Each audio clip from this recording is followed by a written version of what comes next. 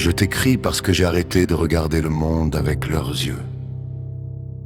On nous apprend dès l'enfance à mépriser ce qui ne fonctionne plus, à jeter ce qui est abîmé.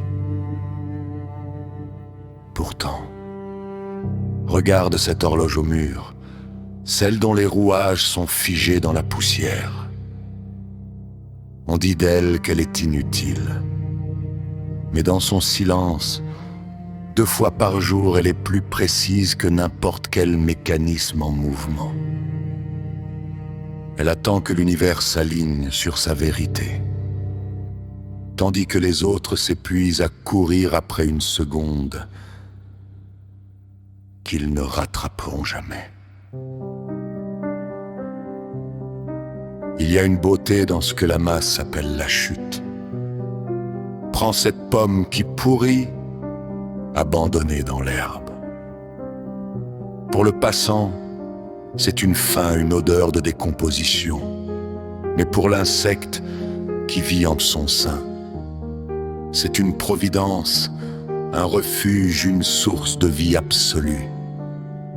Ce que la majorité nomme désastre n'est souvent qu'un festin pour celui qui sait voir au-delà des apparences. La fin d'un monde n'est que la fondation d'un autre.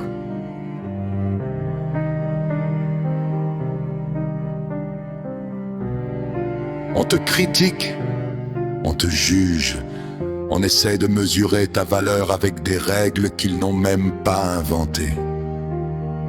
Mais qui est digne de te pointer du doigt?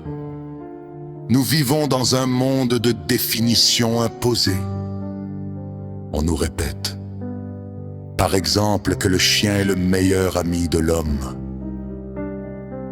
Mais pose-toi la question, qui a gravé cette sentence dans le marbre? C'est l'homme.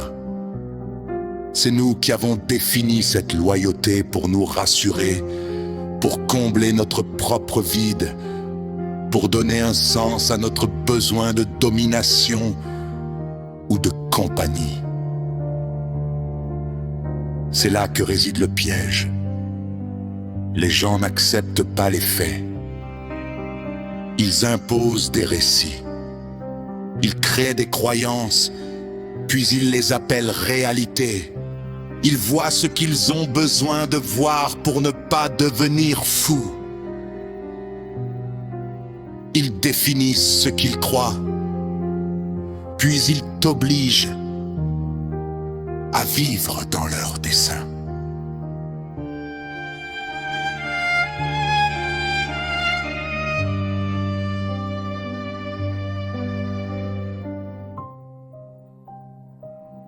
Si tu te sens vulnérable, si tu te sens cassé aux yeux de la société, rappelle-toi de l'horloge, ta valeur ne dépend pas de ton utilité pour leur système. Ne les laisse pas te convaincre que ta fragilité est une erreur de fabrication. Le monde est un théâtre d'illusions où les acteurs les plus bruyants sont souvent les plus perdus.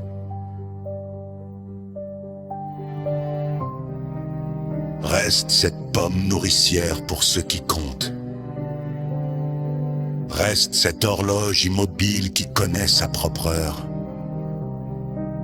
Car au final, la seule vérité qui survit, c'est celle que tu n'as pas besoin de prouver aux autres.